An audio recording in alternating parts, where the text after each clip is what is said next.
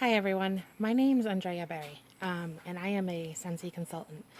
This past week, I got to go to Nashville, Tennessee, to the Sensi family reunion and be able to spend a week with my Sensi sisters and go through all the training and product release and everything. And I was very, very inspired by the guest speakers that we had at our training this year. My biggest thing when I go to these trainings is I try to find inspiration and things to be able to help my team that is underneath me and even my team that is above and around me, with the way it all works, to help out, inspire, and to just be there as a teammate. And I found myself really thinking back to everything that I've been through, even before Sensi, and how it is that I am where I am now. And I think, or I know, I should say, that my past is what has led me to where I am with my business now. I have teammates on my team that I talk to on a daily basis. And when from time to time I hear, life is in the way or this is going on and I'm overwhelmed and I can't deal with this right now. And when I say that I get it and I understand, I'm not saying it to make you feel better. I'm saying it because I truly understand where you're coming from. I have been in your shoes. I am in your shoes. So I wanted to let my team know a little bit more about me outside of the Sensi superstar consultant slash realtor and a mom of two. So I'm going to go back to kind of the beginning of where I was in my life in the roller coaster ride that I have ridden, in my life, and how I'm still riding that roller coaster just like everyone else, and I'm able to do my business. So, back when I was very young, from basically 4 years old until about 16 years old, I was training to be a figure skater. That's all I knew in my life growing up, was going to the skating rink and going to school. And we're talking getting up, going to the rink before school, training, going to school, and going back to the rink after school. If I wasn't skating 30 to 40 hours a week as a youngin', then I don't know what I was doing. My training was to get me to the Olympics in figure skating. I mean, I even went to Lake Placid, New York twice a year to train during school vacations with Olympic coaches.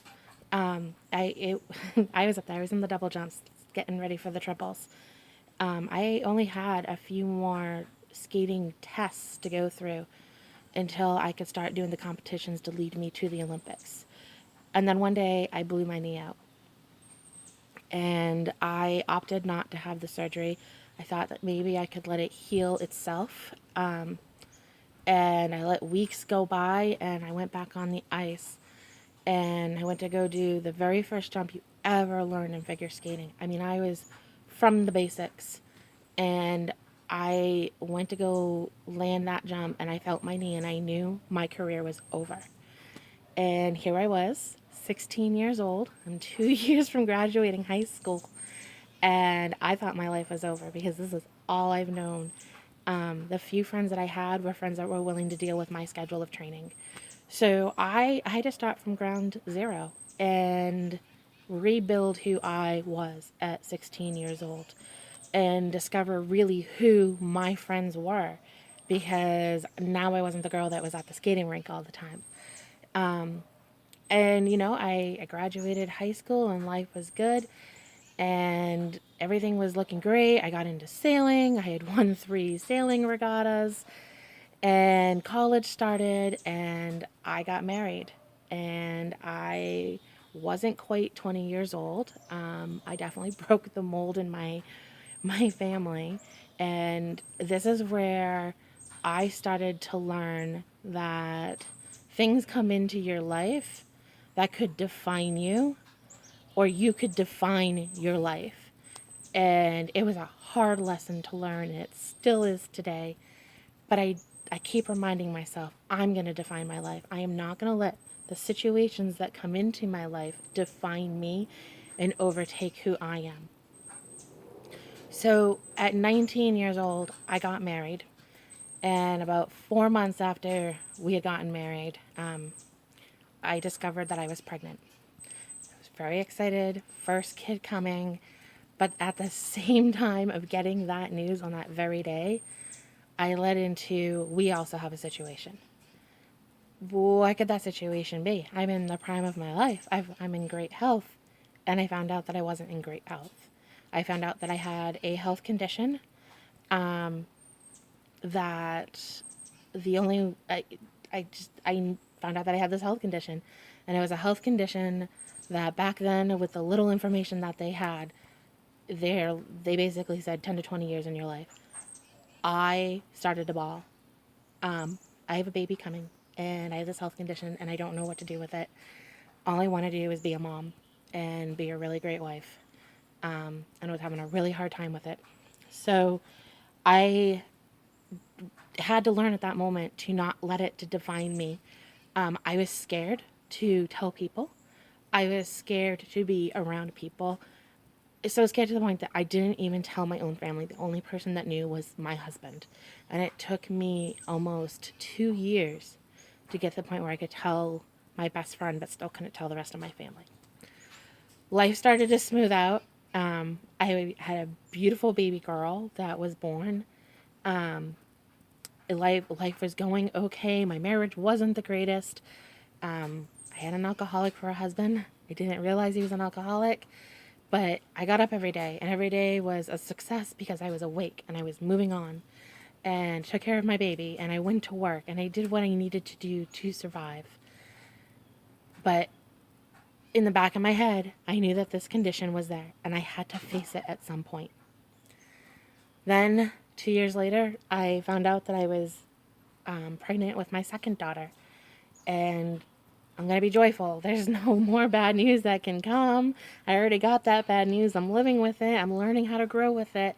And I've got my baby. And so I'm going to enjoy this pregnancy and raise my other daughter. And then 4 weeks before I had my daughter, I was in a car crash. I totaled my car on the highway.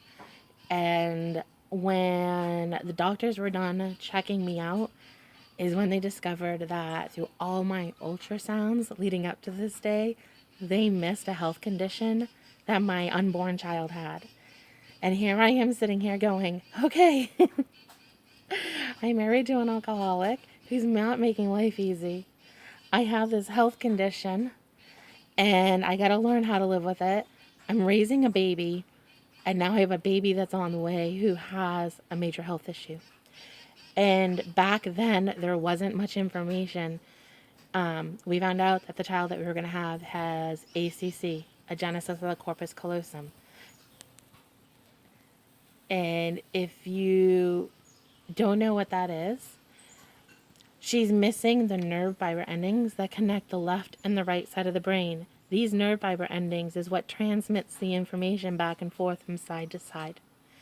And we were told to handicap our house and be prepared for a child in a wheelchair who cannot talk, who cannot walk, and probably have a very hard time figuring out how to communicate. And so that's what we did. We sold our motorcycle. We sold our snowmobile. We sold our boat. We got our house ready for a handicapped child. I started panicking that I had a job. I didn't finish college. I didn't have a degree. I had a job that only allowed me so many days off in a year.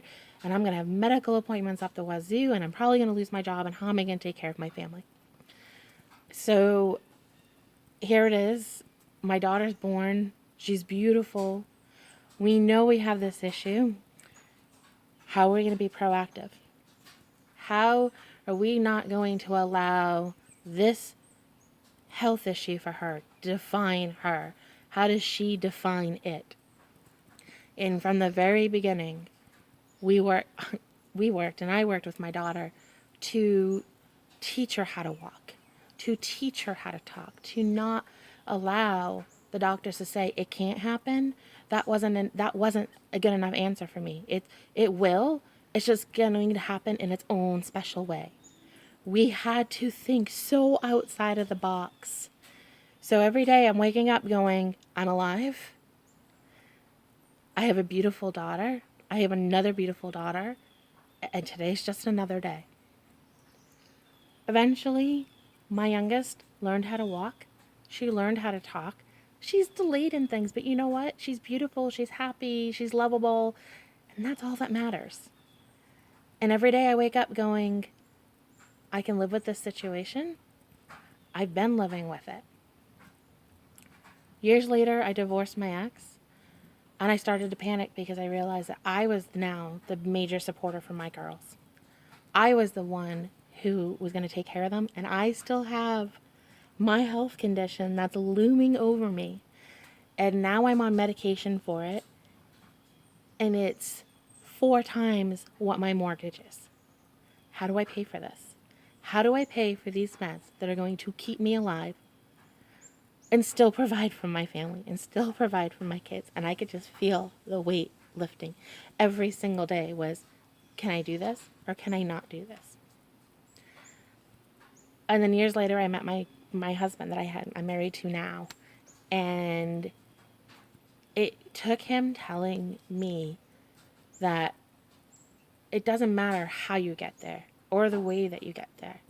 It's the fact that you got there and you have succeeded this far. You have beat these expectations and you're still here.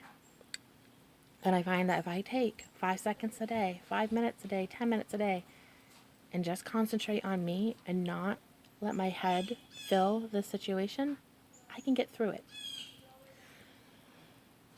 We got married, and then 2 years ago, my husband had a medical meltdown. And at the time, we owned a store, and it was very, very hard to not lose control of the situation where I was going to start having a meltdown. And I had to take every day, step by step. I woke up, my feet hit the floor, and I thanked the Lord that I was still here. I walked to the bedroom, and I saw my 2 girls asleep, and I thanked the Lord for 2 healthy, beautiful girls. And then I went on for my day. What doctor do I need to talk to make sure my husband's okay? I have to go to the store. I have to run the store. We have no employees. If I don't run the store, we have no income to pay our bills. I got to go to the store. I didn't want to go, but I had to because that's what I needed to do. My husband comes home from the hospital, and my oldest daughter had almost nearly the same meltdown. And I now had to bring her to the hospital. They say he doesn't give you more than you can handle, but there are days that I wish he didn't think so highly of me. And then I thank him for the challenge because he gave me the challenge for a reason. Because at that same time, I was already dealing with the doctors for my youngest daughter because we were having neurological issues with her situation. I now had too much on my plate, and I had to learn how to hand some of it over. And that was very, very tough. Eventually, things moved on, things smoothed out. We have our bumps. We have our things that happen, but life still keeps on living. So all of this kind of starts to smooth out, and I see a post about Scentsy. I had no idea what it was. I had sold my store, and the girl that I sold my store to had started selling Scentsy, and I had seen one of her posts, and on a whim, I joined. I signed up, and I said, okay, so what am I selling? I, for the first time, just took a leap of faith that this was something that might be my calling. I needed something fresh, something new, something that was just a positive moment, and that's exactly what it turned into. I fell in love with Scentsy. I fell in love with the team that I was underneath, the support that I was getting every single day from my business. And then I started building my team. And every day I'm thankful for my team, and I'm thankful for having them and the people all around me. Because every day I get up and I thank the Lord that I'm alive. I thank God that my husband is doing well. I thank God that both my daughters are doing well. And I know that I still have to deal with my health issue.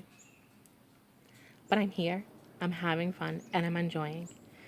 And I take 5 minutes a day and I post something online about my business and I answer questions and I go on to living my life. So the fact that I have something that brings me positivity all day long from people responding to my posts, but it only took 5 days, 5 minutes, sorry, 5 minutes of my life. Now you're probably wondering what it is that my health condition is. And this is tough because come this January will be 18 years that I've been living with this situation. 18 years that there's still not 100% cure. And it leaves me 2 years from what they said was going to be my deadline. And I know that it's not. I know that I will look past it. I just know that every day is always a harder day physically. But it's the fact that I have these positive moments that get me through. You see, 18 years ago, when I was pregnant with my daughter, I found out that the man I was married to was not the faithful man he said he was. And I found out that at 19 years old, I had contracted HIV. Very, very few people know. But I don't let it define me. Because I'm me. So, for all of those of you out there who wonder how you can do this business with all of the life things that come in the way, you can't. Because it's 5 minutes of a positive moment and a positive team around you that will make you succeed. And having that 5 minutes of positivity a day is such a shoulder weight lifting moment that I wouldn't give it up for anything. So when you say that the kids are overwhelming and the house is out of control, I get it. When you tell me that you've got cancer and you don't know how your day is going to go, I get it. I have my tired days. I have my exhausted days. And I have my days where I don't want to go out. I want to just relax. But I also know that if I take that 5 minutes to post about my business, there's positivity that's going to come from it. And I can thrive off that positivity. So I want to thank my team. I want to thank Scentsy. I want to thank everyone around me for your positive vibes every day and the support of my business.